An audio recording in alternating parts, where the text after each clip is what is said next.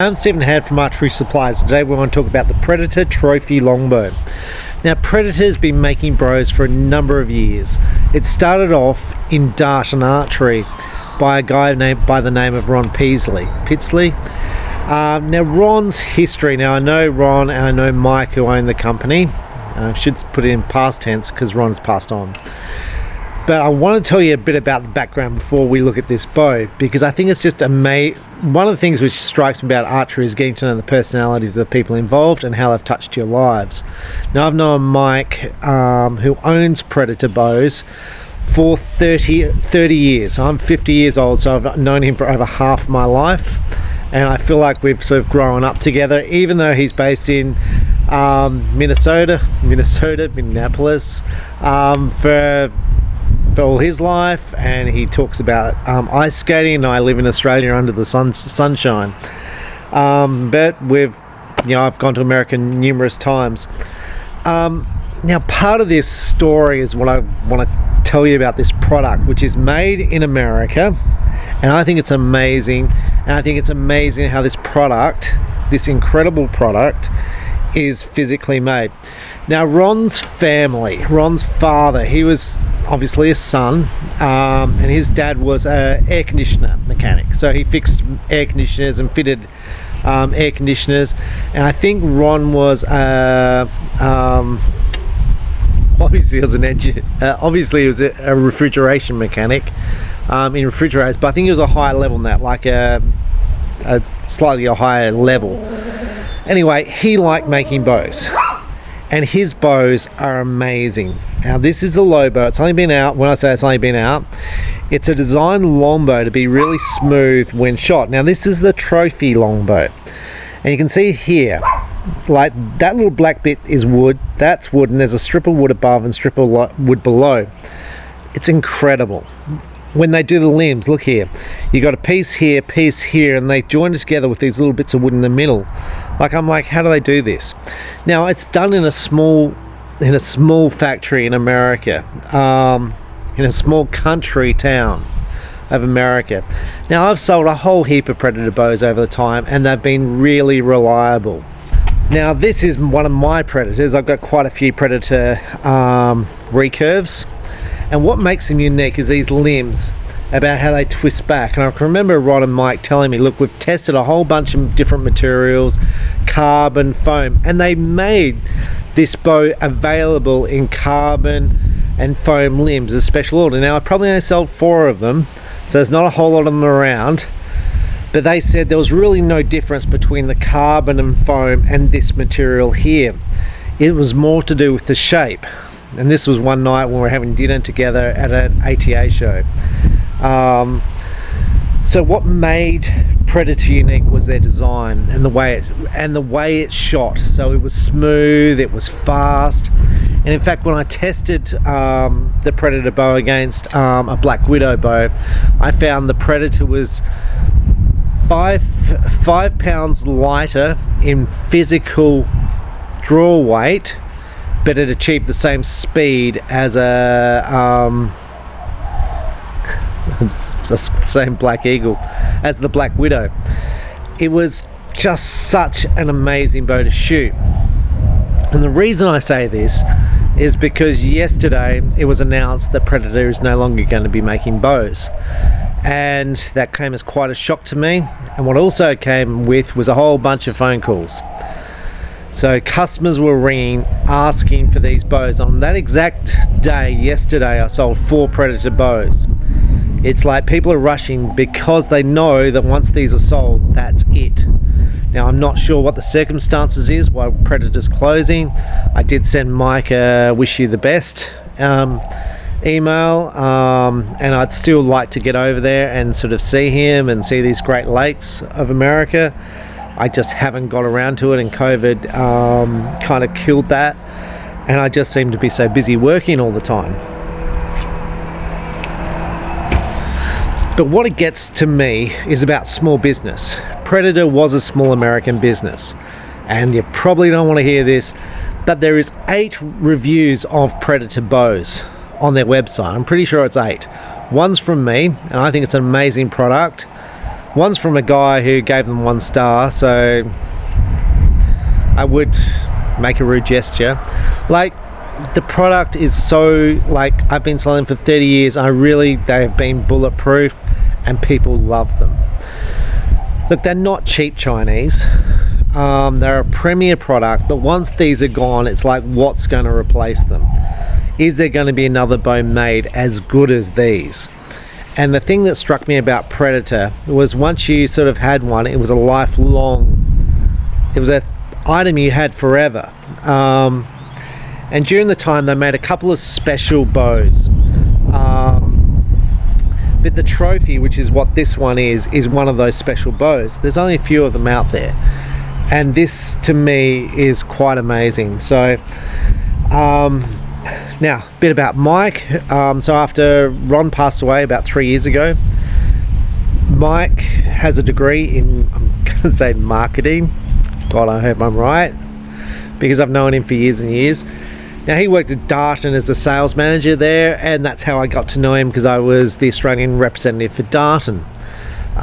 He left Darton and then went to manage Predator bows, and we've remained friends for 30 odd years. But his degree was in marketing, and I'm not sure the amount of money he made from Predator, or his lifelong industry in archery, but I'm guessing it's not a lot.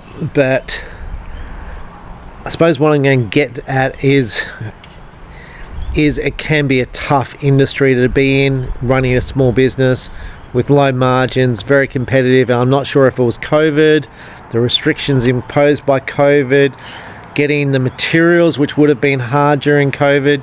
I know that this year was very hard to get stock out of Predator, but it was a product that when you ordered it, if you got it, you were happy you got it. So with that, this is so it came in a couple of different lengths. This is 62, this is a 62 inch bow. I think they also came in 64. So this design, this is like a reflex deflex design, so it should be smooth. The poundage was 49. Now 49 should be heavy to me. It kind of starts off like quite strong, and it's kind of building, like it doesn't have a stack, it gradually increases in weight. So there I'm finding it easy. It's probably at about, well, it hits 49 at 28, and my draw length is about 28 and a half. So at here it should be 49, and it feels like about a 45 pound bow. So it feels nice to shoot. The grip is comfortable. It's kind of got this curve. These bows are really made for hunting, recreational shooting. They don't adhere with the Archery Australia longbow rules, that the bow's got to be 68 inches, which is just rubbish. But anyway, it is what it is. So what we're going to do is we're going to shoot a couple of arrows through the chronograph and see how this bow feels. This is a wood arrow.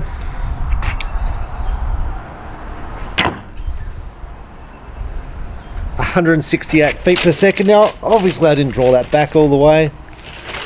This is a carbon arrow. This is a Black Eagle vintage, full length, 500 spine, which should be pretty close for this bow.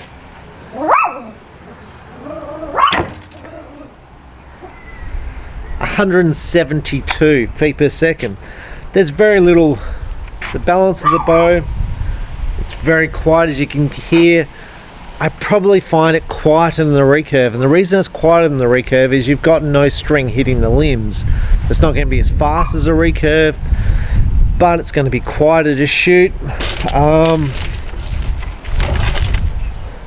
Some people just prefer them. Now, under some classes of shooting, this is regarded as a longbow because the string is not touching the limb.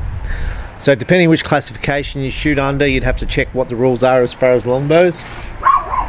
But I mean, one of the main things with shooting longbows is getting the correct arrows for the bow, and you want the arrow to flex around the bow when you shoot, so it's got to be the right spine.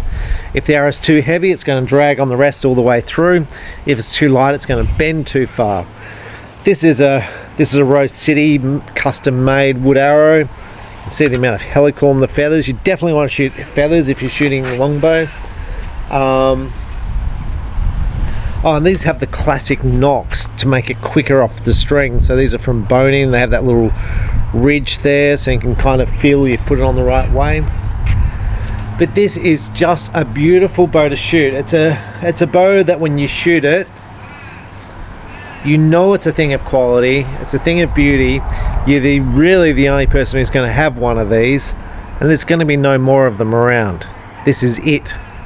If you get one of these, and like I said, there's a few Predator bows left in Europe, because I've been trying to source some since I found that Predator don't make bows anymore.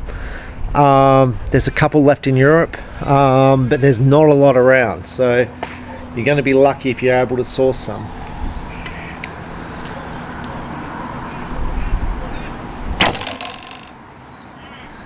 167 feet per second. Now I'm getting a slight whack on the wrist there. Now that's not through technique, that's through the string coming, because the string comes through and whacks there. So the string comes through, but it's nice and quiet. The laminations are beautiful. It's nice and smooth. The corners are well rounded here. Look, I think this is, and I'm not saying that because I'm the distributor, because obviously they don't make these bows anymore, but as far as I'm concerned, this is one of the most beautiful bows and longbows made. And with Predator not in business anymore, it's sad, and you kind of wonder where you're going to find beautifully made, crafted products like this. But it's a credit to the staff who work there at Predator, credit to Mike, Ron, who's obviously, this is their legacy of making these products, but also to the consumers, you know, like leave positive reviews on products which are good. Help build these American companies which are small. I'm going to say people are too quick to trash people, and not fast enough to praise them. So, but just amazing product. That's the Predator Lobo Trophy. Now they also do this in a straight Lobo, but it won't have this fancy stuff in it. It won't have this fancy handle. It will come with black fiberglass, and they also do it in a classic, which is clear glass here, a fancy two-piece handle here. Not fancy like this, but a fancy one, not just one-piece wood. Price point roughly, I think this sells for about 1,300 Australian dollars. The basic Lobo is going to be around 1,000, and the classics around 1,200. So this is not a lot more expensive than the sort of standard Lobo. I don't know, like the amount of work and how you do this. I don't know how they do it. I mean, I'd love to see videos on how they did it and how they made these bows, but the finish is just the best. So